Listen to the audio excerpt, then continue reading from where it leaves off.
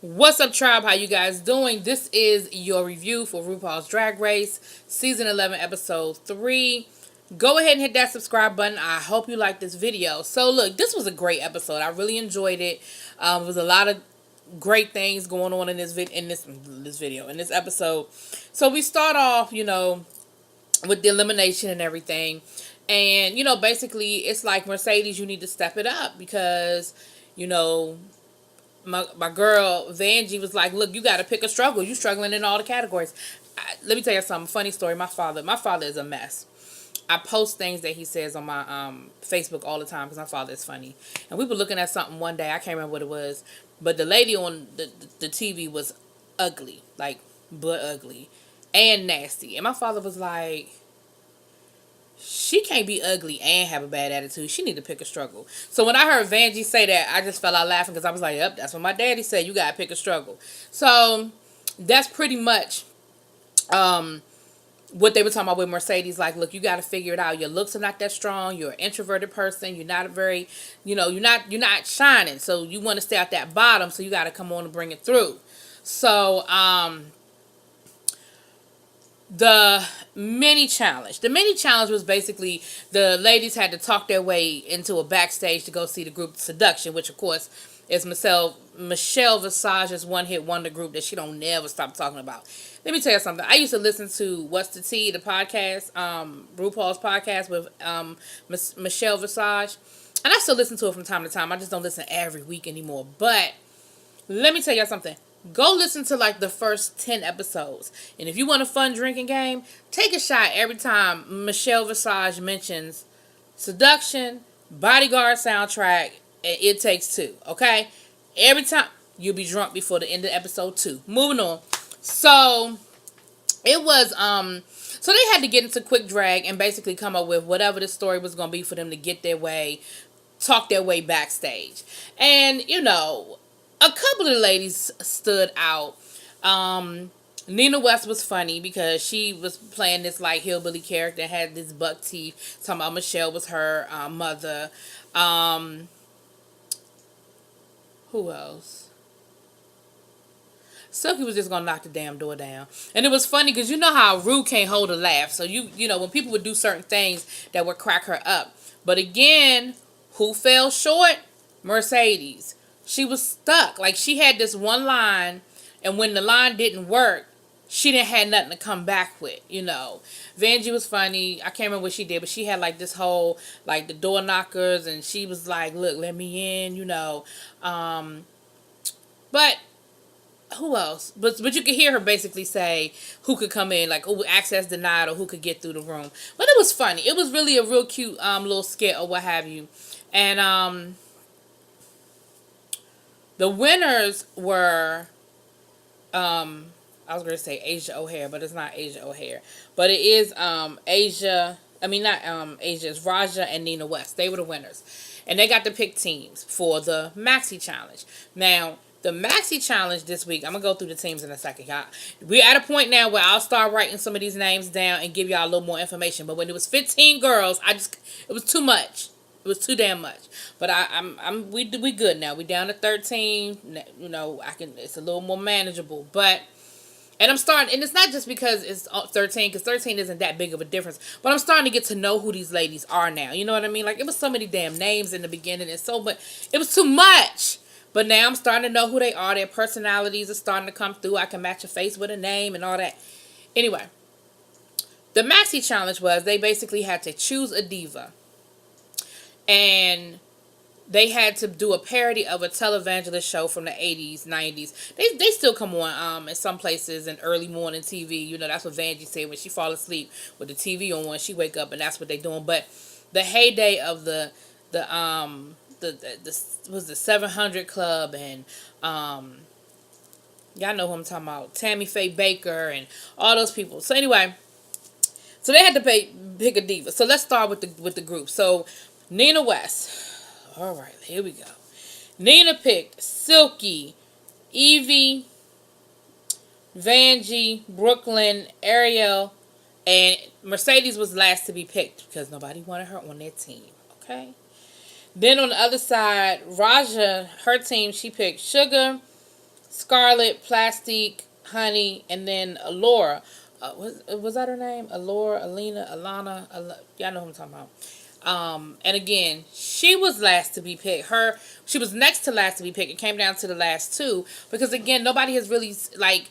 She's had some strong looks, but she's blending, and so nobody really knows what she can do if she can hold this or not. But they're not confident in Mercedes at all. So they got okay. Here's where shit got crazy.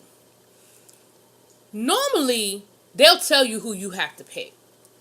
But on this challenge, they were able to pick their own diva. Now let me say this to y'all, and this is as someone who's just a friend of the community, I don't want this to come off as disrespectful or whatever, but let's just talk stereotypes for a minute.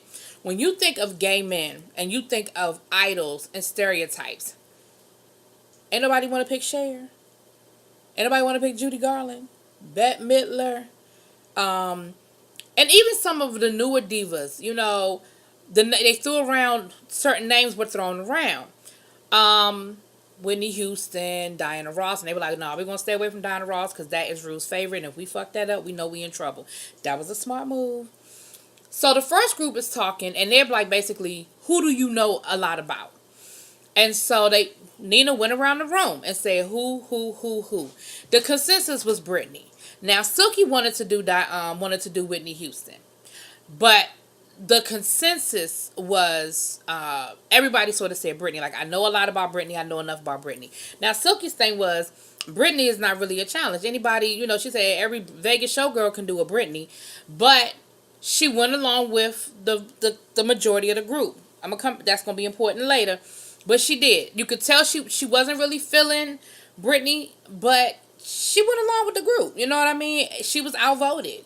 Nobody else even really mentioned, because their thing was it this group or the other group basically saying they didn't want to necessarily go with Whitney because a lot of the jokes about Whitney were at a time where Whitney was, you know, struggling, going through her struggles, and they weren't really sure, you know, how the judges would feel about some of the pot shots that they would have to take. Again, smart move. So they start talking about what do they know about Britney? How can they write jokes about Britney? How can they incorporate what we know about Britney into the show? And the kick was, it was a one-take wonder. You couldn't do no cut, do it over, cut, do it over. It was one take, boom, boom, boom.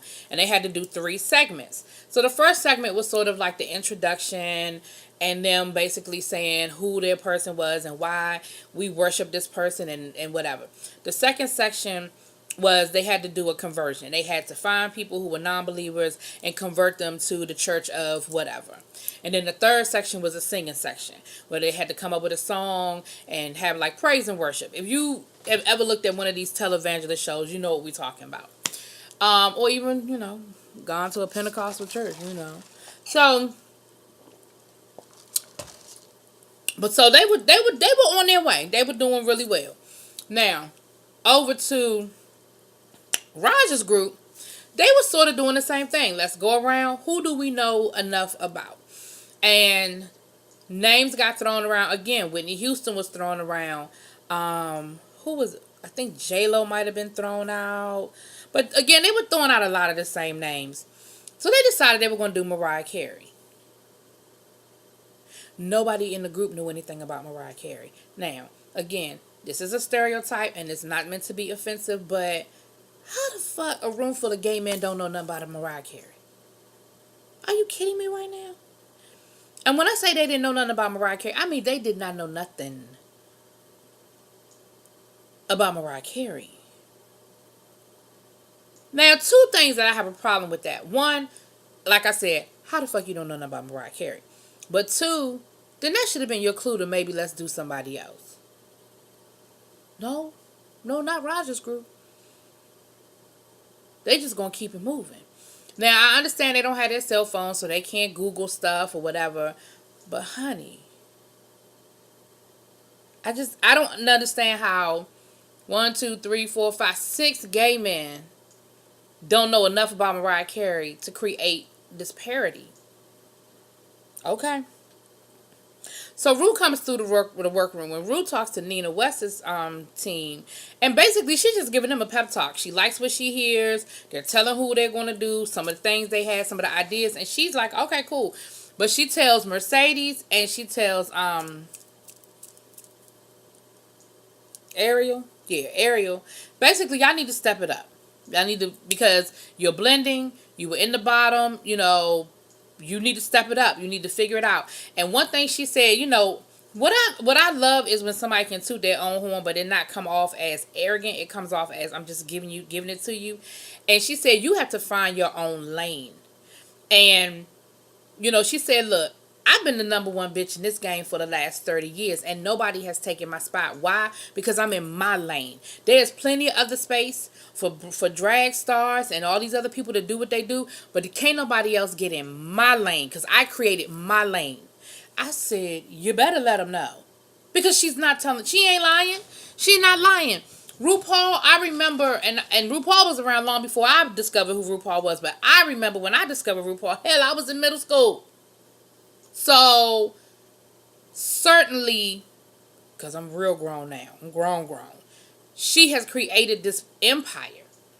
And so, anyway, so she goes over to Roger's group, and they get to talking, and it's clear that they don't know anything about Mariah Carey. They don't know certain information that she asked them about Mariah Carey. They didn't know what Mariah Carey called her fans. They talking about some butterflies. You don't know they call them lambs? I know she called her, and she said, was anybody here part of her fan club now? I didn't know people even still did fan clubs. I remember when I was a kid being in the New Edition fan club, and I don't even know if it was a real fan club. I'd have sent my little membership dues and got my little shit in the mail. I don't even know if New Edition knew nothing about this club, right? But I didn't know people still did fan clubs, but I guess they do. And so anyway, but basically Rue told them, y'all might need to rethink this. Like, you don't know anything about Mariah Carey. And the whole purpose of this is to basically create you're worshiping, Mariah Carey. So when Rue leaves, Roger's going to say, well, I'm confident. I think we should stick with what we have. I'm confident that we can work this out. Okay, let's see how that works out for you. So, Team Britney went first. Nina West and who was the other host? Let me look at the list. It was Brooklyn. Yeah, Brooklyn. Yeah. Nina West and Brooklyn were the host. And Ross was like the director of this particular segment or whatever. They were hilarious. When I tell you I wanted from beginning to end, when I tell you every segment was hilarious, they had the puns, they had the jokes, they were hitting. They had a script, but you could also tell that they just knew how to keep things moving. They knew how to make it work. When they got to Vanjie was doing the conversion. Honey, that thing was hilarious. Do you understand me? Every time Vanjie opens up her damn mouth, I holla. It is hilarious. And they did this thing. It was Evie and Mercedes were the two to be converted. And they, Evie's odd anyway. So she came out like this whole goth look with the nose ring and, all this kind of stuff. And Vanjie kept swinging her hair like Britney. She had a blonde wig and she kept swinging her hair like Britney. And she brought them out to convert them, honey. And they did this thing where she shaved their head to parody when Britney shaved her head. And then they had this blonde wig and they kept shaking it, It was funny. Like I said, it went off really well. It was, it was really well done. And poor Mercedes, she still couldn't hang, honey. Poor Mercedes she had one line. They created a line basically making fun of her being from Africa. And they were like, I respect the fact they asked her, they said, are you okay with that? Because it was a very stereotypical line about the only spears she knows about the ones in the jungle because she's from Africa.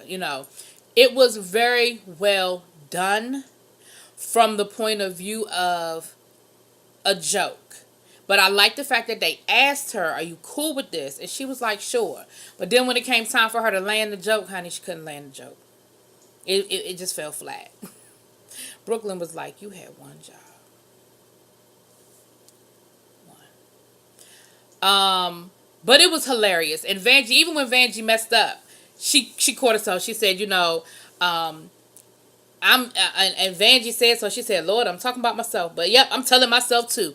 And she just, and nobody could stand character. Nina's cracking up, Brooklyn's cracking up, Ross is cracking up. It was hilarious. So then they got to the last segment, and it was Silky and who was it, y'all?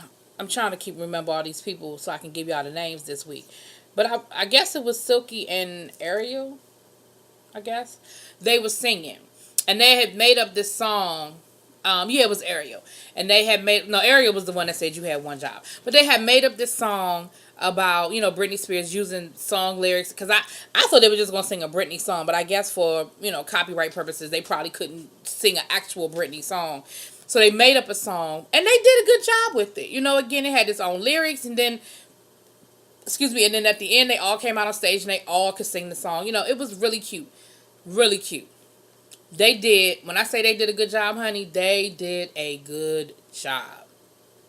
Now, we getting ready to go from sugar to shit. The other group, Raja's group, Team Mariah, they were a train wreck. Right into a wall. It was horrible. Horrible. They had their facts wrong about Mariah Carey. They said Mariah Carey starred in the movie Sparkle Booby. It was glitter. And they got something else wrong. I forgot. I don't remember now. But it was really horrible. From the beginning where they did this prayer. And it was not funny. There were no jokes there. It was just... And Ross, you can see Ross was waiting for the joke, and it wasn't. And from there, it was just downhill from there. It was bad. It was bad. Even down to the singing at the end. Now, Raja kept talking about how she's so good, she could sing, she could sing, she could sing. Her and Honey. Oh, I could sing, I could sing, I could sing. Honey, that thing was so bad. It was so bad. So Ross says to them, when they get done, Ross says to them, I'm going to leave you with some good advice. Bring it on the runway. That lets you know right there that your team lost. Basically, you better bring it on the runway, and it's every man for himself. Now, see, from that point, I would have been getting my speech ready on how I'm going to defend myself, because he done already let me know that this team didn't win nothing. Raja, you should have been ready, because you're with the team leader. And you know that in any talent competition, when they do team challenges, the team leader is always on the hot seat. That doesn't mean that the team leader always goes home, but the team leader is always on the hot seat. And you should have had your excuse ready from that point on. So anyway, the runway. This week's runway was all about Fringe, okay? So once again, oh no, rewind. Let's get back. Let's go to the workroom for a minute.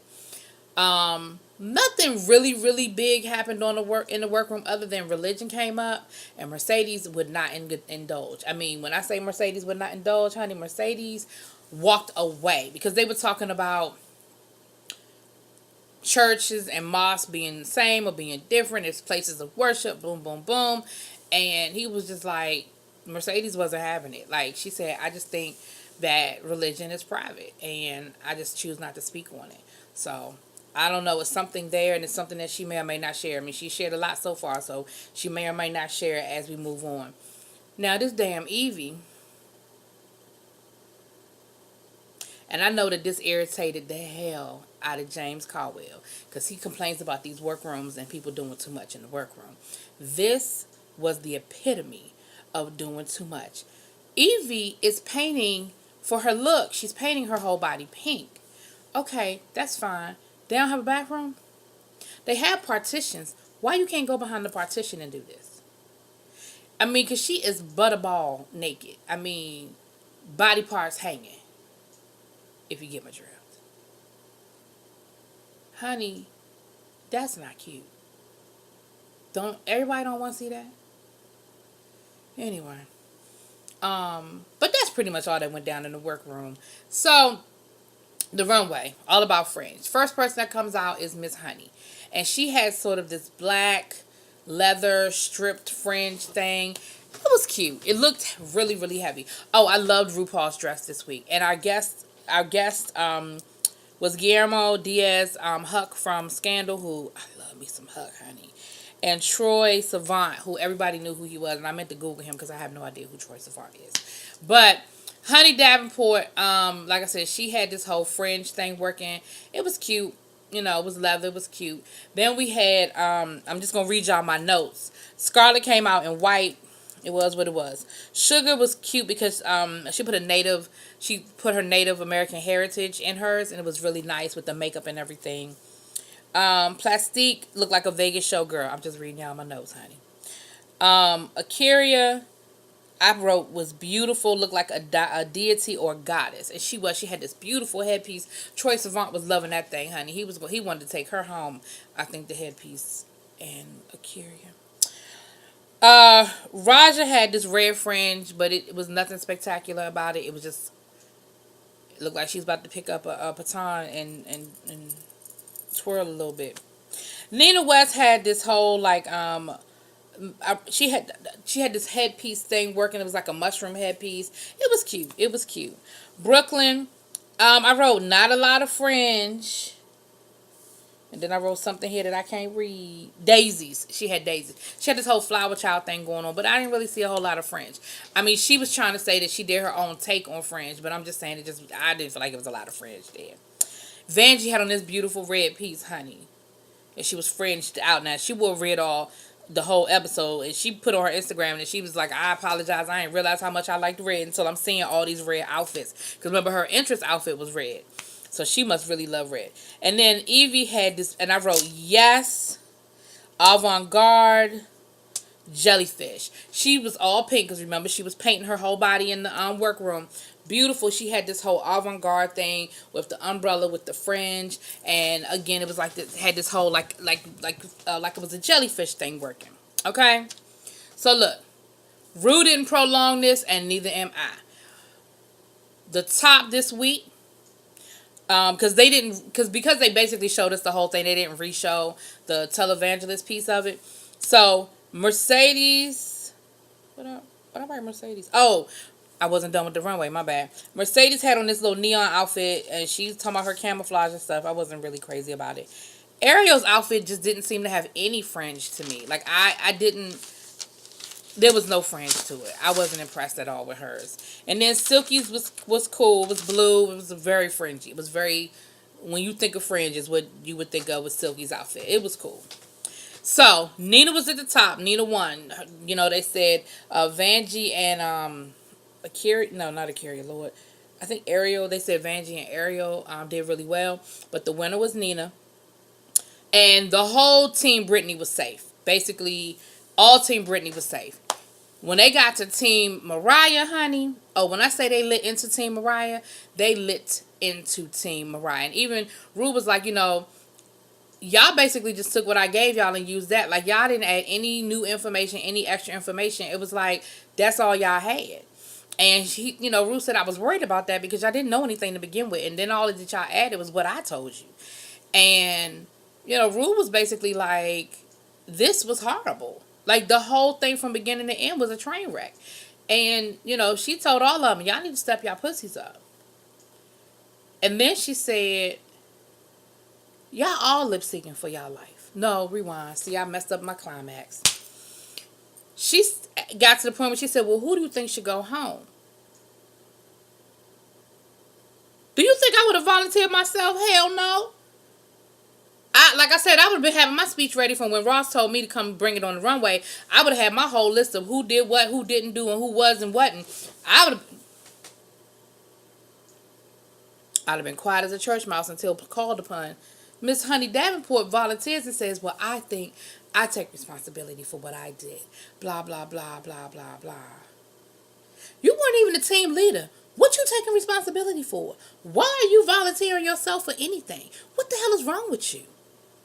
So they go down the list and everybody says, well, I think it was a team effort. It was a team effort. It was a team effort. It was a team effort. We all messed up. We all did this. We all did that. And they said, well, who chose Mariah Carey? Well, we all decided to go with Mariah Carey. Well, even after I came and talked to y'all, y'all made a decision to stay with Mariah Carey. Why didn't y'all think to change anything? It was just quiet. So, I already messed up the climax. Ru told them all they was lip syncing, damn it. All 6 of y'all gonna sing for y'all goddamn life. Lip sync for your life, okay? So they did the lip sync. They did it to J-Lo, Waiting for Tonight, which is a good lip sync song. And they did alright. It was too much going on. You know, they had to keep doing a split screen and showing you. It was too much going on. And I mean, they did what they did, you know. In the end, Ru called them one by one and said, Shantae, you stay. Shantae, you stay. Shantae, you stay. Shantae, you stay. It was all dramatic. People was crying and worried. And it got down to the last 2 with Sugar and Honey. I never thought of that. Sugar, Honey, iced tea. Okay. And when she said, Sugar, Shantae, you stay, she said, honey, you know, it's time for you to go. But I think part of it was she volunteered her damn self. I mean, she didn't do that great in the challenge, but overall, none of them did. Like, I don't think anybody stood out other than anybody else. But, you know, you the first one to talk about it should be me. So I guess Ru was like, all right, it'll be you. Okay. You want it to be you? Boom, you get it. What the hell is wrong with you? Why would you volunteer to go home? Anyway, it was a great episode. Now, that was a long review, so I'm going to give y'all a few minutes on this Untucked. And the only reason why I'm really going to speak a lot on this Untucked is because I feel like I had a problem with the way this Untucked went down. Here's the problem. Either the producers really needed some drama to go on backstage with this Untucked, or the petty is at a level that I just don't get. So, they get backstage, and they get to having this conversation about, you know, they were all happy with the win or whatever. But then they get into this conversation about how Silky didn't really put her all into the challenge because she really didn't want to do Britney. She wanted to do Whitney, and she was sort of in her feelings. And Silky was like, hold up. She said, I admit I didn't put my 100% in there because at the beginning I wasn't really feeling it. But I came around and I did give my whole performance. Like, I gave my all. Like, what are y'all talking about? And see, here's where my problem is. She said, they asked her about the whole Whitney thing or whatever. And her first response was talking about how it was, she said, look, I wanted Whitney, but the rest of the team wanted Britney. I got on board. I did what I had to do. They kept hammering. And even Evie, I'm like, last week you was riding for her. Now this week you picking at her. I don't know what they wanted her to say. She said, look, in the beginning, I wasn't feeling this. But now, y'all got me. Like, I don't know what it is she wanted that woman to... I don't know what it was. And even Silky was like, what is wrong with y'all? So then Silky said, well, I sort of had a problem with the challenge because of the whole...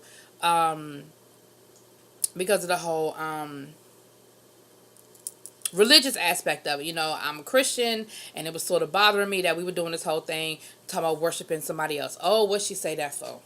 Then they started getting on her because they were like, well, that's not what you said at first. And, you know, nobody said you had to really worship Britney. It was just, you know, a play on it. And, you know, you didn't have to really. I mean, I was like, well, she gave y'all a different answer. And now y'all beating her up about that. And so Silky sort of went off. And I'm with her on this one. You know, Silky been kind of getting on my nerves a little bit. But on this one, I'm 100% with Silky. Because I was just like, well, what the hell do you want this woman to do? What you want her to say? What you want her to do? Because the reality of the situation is there's nothing left here. You know, y'all won the damn challenge unanimously. Like, everybody did well. So what? She didn't originally want Britney. Did she not do her job? Did she not pull her weight? Like, are y'all saying she was the weakest link? And Silky said, look, whatever went down, how it went down, I was ready to lip sync. She said, I was ready for y'all to throw me under the bus. And she pulled her dress, honey, and she had this reveal underneath. I said, you better let them know. If you stay ready, you ain't got to get ready. And then so then Evie gonna say, well, what does that have to do with anything? So what, you're ready. What does that have to do with anything? Bitch, go sit down. I didn't like that. I felt like they were beating her up for no reason, and they were creating drama where there wasn't any. I really did. And then finally at the end, they finally did say, well, look, there are people out here who would kill to be in the position that we're in. Let's just enjoy the win and move on. Yes, let's just enjoy the win and move on. That's why y'all ain't just talk about some sad stories from y'all childhood or something. Because damn it, to me that was some bullshit. That was unnecessary drama, and it was bullshit. Anyway, y'all let me know what y'all think. Sorry this is such a long review, but y'all let me know what y'all think. Peace.